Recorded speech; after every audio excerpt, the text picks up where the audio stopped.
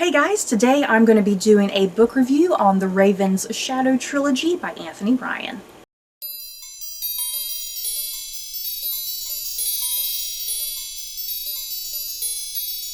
So, before I do head into this book review, I'm not going to do any spoilers, okay? Let's get that out of the way. I'm not going to do any sort of spoilers, so if you just want to know about this trilogy, continue to watch. So yeah, let's get going. So, starting off with this first book in the series, Blood Song, like I said, by Anthony Ryan. Blood Song, it starts off in this fantasy world, if you will. Very much something like Game of Thrones or The Lord of the Rings, if you like that sort of thing, within a more medieval setting. And what initially happens in this first book, we're introduced to a young boy named Valen Alsorna, and his father drops him off at this place called the Sixth Order. And what the Sixth Order is, it's kind of comparable to something like the Knights Templar, if you will. The Sixth Order is a group of men who are trained to fight in the faith. The faith being equivalent to like Christianity almost, if you will. So yeah, these men are all trained to be warriors, but yeah, like I said, very much comparable to the Knights Templar, and yeah, they can't have children or wives or anything like that. They're very dedicated to the faith and being warriors and whatnot, very dedicated to their brothers in arms. So it's like that type of situation and setting and whatnot. So yeah, that's what Valen Alsorna is kind of thrown into, what his father kind of throws him into. And yeah, Valen at first doesn't really understand why his father has done this, and he doesn't really want to be here. But what you quickly find out kind of over the course of this novel is that Valen becomes a legendary badass warrior. He's notorious for being a skilled guy when it comes to battle tactics and fighting and whatnot. And part of the framework of this narrative, because the book opens and Valen is already like older, like maybe in his 30s. I'm not sure if he's like in his 30s or maybe late 20s, but yeah, he's been imprisoned. And for some reason he's killed somebody. Let's kind of, to keep it simple here, he has killed somebody important and he's been imprisoned and he's awaiting his trial and possible execution. So that's kind of the framework of this novel, is that he is retelling his story to a chronicler. This chronicler is writing down the story and whatnot. So you kind of get that as the framework, and then it goes back and, you know, starting with him as a little boy as he gets dropped off at the Sixth Order, and yeah, how he rises to become this legendary badass warrior. So yeah, that's initially what this first book is all about. Him maturing and growing up and becoming this legendary skilled fighter. And yeah, I love this first book. This first book is just so good from start to finish. I love any type of story where you're introduced to somebody as a little kid and they grow up. You know, like Great Expectations. You can almost compare this book, weirdly enough, to something like Great Expectations if you want to. But yeah, this first book, just so thrilling and exciting from start to finish. You instantly fall in love with the character of Valen Alsorna and his story and his journey and all of the various relationships that he forms. And I think some of the strongest relationships in this first book is his relationship with his fellow brothers. He's grouped with a lot of other boys his same age, and they all grow up and train together, and yeah, they become true brothers in arms, kind of more than that, you know. But yeah, because they have to dismiss their previous lives, you know. They have to forget their families and where they came from, and yeah, they only have each other to stand up to each other and, you know, form those relationships and bonds. That's their family. This first book, definitely one of the highlights of the series, and just like I said, thrilling and exciting from start to finish, and it goes to some interesting places and ends in some interesting places, which leads you to book 2 in this series. Like I said, I'm not going to have any spoilers. I'm just going to be vague as possible as I'm heading into kind of my discussion for each of these books in the trilogy. But yeah, you head into book 2, Tower Lord. Yeah, the events of the first book have transpired. I'm not going to let you know, obviously, what happens to Valen. But yeah, Valen's story does continue in this second book. And not only do you get his point of view continued, but what's great about this second book, you also get some more points of view. You get the point of view of this character. Her name is Princess Lerna. Yeah, she's the daughter of the king, and yeah, her brother is in line to be the king and whatnot. So yeah, Princess Lerna, yeah, I love her. She's a badass little princess, if you will. Very independent and strong-minded, and she knows how to rule when it comes down to it. You know, when the need arises that she needs to kind of put herself out there and start leading this world, she does it. And yeah, she has no fear or qualms about anything. So yeah, I love the additional point of view of Princess Lerna, who is very briefly introduced in book 1. But yeah, she comes to play in the second book in a huge, massive way.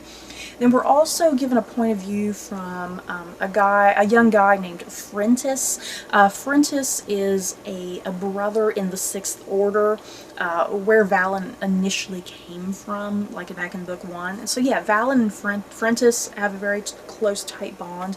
And yeah, Frentis, he has his own journey in this story that goes to some interesting places, and he does some kind of terrible things, but really not his own doing. He's kind of put under mind manipulation.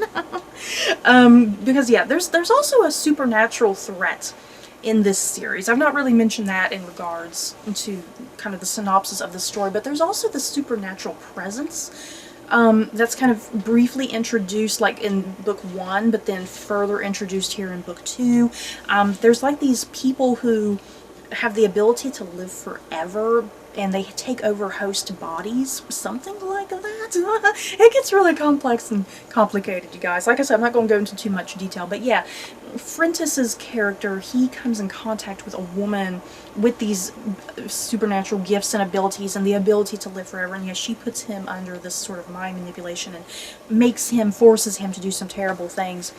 So yeah, there's his narrative, and then you also have the narrative of this young woman named Riva.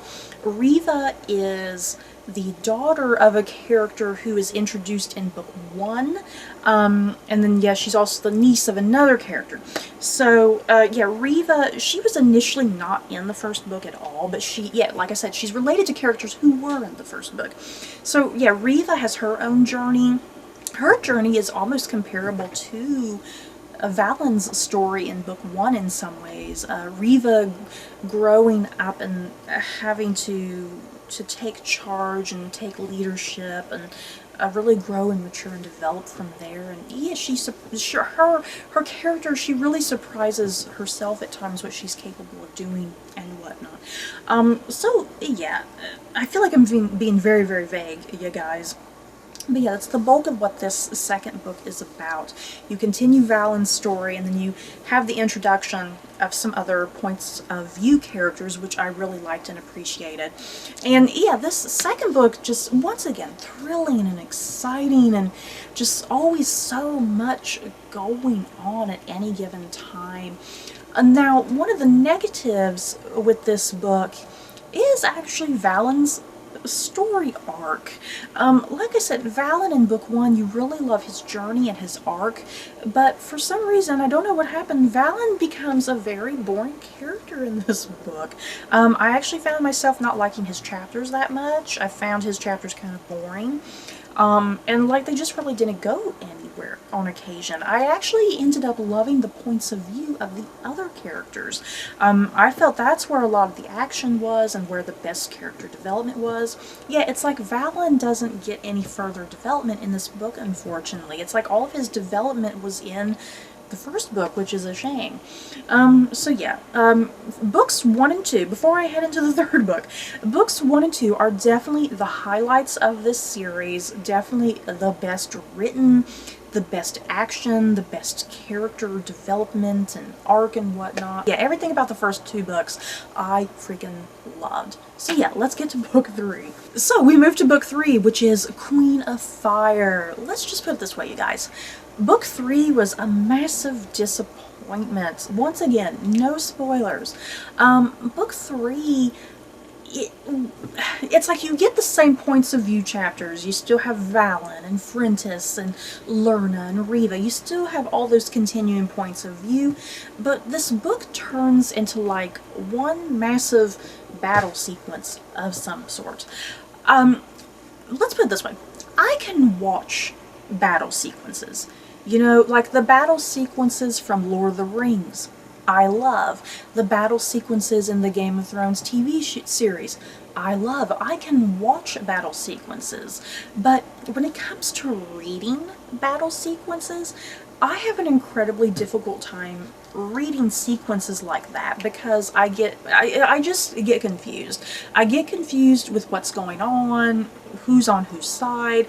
It's just a big jumbled mess of writing for me, and I don't know if I guess that's more my fault. You know, it's not necessarily Anthony Ryan's fault, but I mean, it could be his fault at the same time because he doesn't make things clear enough to the reader, you know, especially for someone like me who does get easily confused about battle sequences. So yeah, this book, it is battle after battle after battle, and it's like after a couple battles, after you've read a couple battles, it's like, okay, I've seen them all. Give me something new. I'm bored now.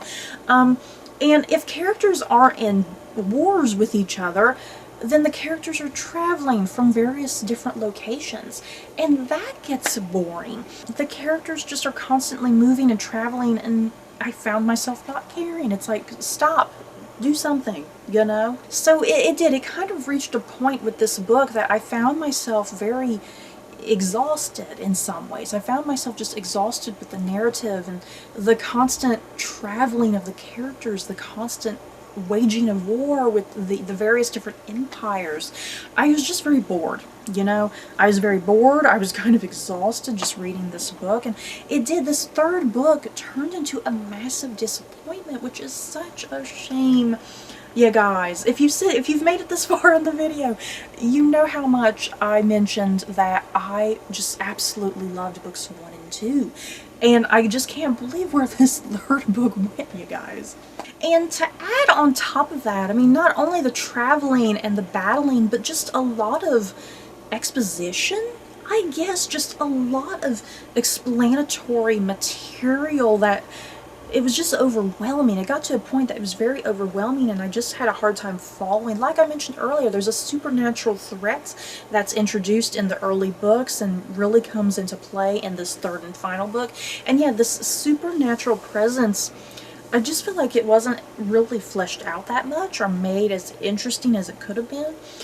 So yeah, this 3rd book just went in some places that I wasn't expecting, and I just didn't particularly like that much. So I ended up being so hugely disappointed with this book. Because for me, when I read a book, I love character moments. You know, I love character development. I love character interactions. And I think that's what this book was missing more than anything. It's like Anthony Ryan kind of forgot about his own characters in a weird sort of way. You know, it's like he forgot about his characters, that he still needed to mature and grow his characters. He was so focused on this final battle that, you know, with all of these allies have to team up against this one common enemy. It's like he was more focused on that, you know, rather than doing what he did so well with books 1 and 2. So I guess that's it for my review of the Raven's Shadow trilogy. In conclusion, what I'm trying to say, books 1 and 2, awesome, amazing, I freaking love them. Book 3, sadly, very disappointing. Anthony Ryan he is writing a sequel series to this trilogy. It's going to have the same characters, it's going to be in the same world, obviously. So I'm actually really looking forward to this new trilogy that he's developing. Even though this 3rd book was a huge disappointment, it's like I'm kind of hoping I'll go into his new sequel trilogy and really enjoy that. You know, that maybe I'll get better closure, you know? I guess that's it. I guess I didn't have the type of closure I wanted, perhaps. I don't know. But, I mean, overall, I recommend the Raven's Shadow trilogy if you do love fantasy. Especially if you like, I guess battle fantasy. I don't know what the proper term would be, but if you like that sort of thing, like battle fantasy and political fantasy, then I think you'll really love this series. You'll probably like it more than I did. But yeah, for me personally, because like I said, what I loved about the first 2 books was definitely all of the character stuff, and yeah, really building up that world building and fleshing out everything that's been set up, you know. But yeah, book 3 just turned into battle, travel, exposition, just nothing with characters, which was kind of a shame. So yeah, it's really up to you if you want to read this trilogy or not, because I'm a little split with it. But yeah, at least it's 2 out of 3. You know, that's better than nothing. It's at least 2 out of 3 books that are amazing. Because yeah, if it was 1 out of 3, then there's a problem. So you guys, that's it for my review of the Raven's Shadow trilogy by Anthony Ryan. In the comments below, have you guys read this trilogy? Do you plan on reading it? Just let me know your thoughts down below. So that's it for this review. Don't forget to like, comment, and subscribe. And if you like this video, you may like these other videos. Bye guys.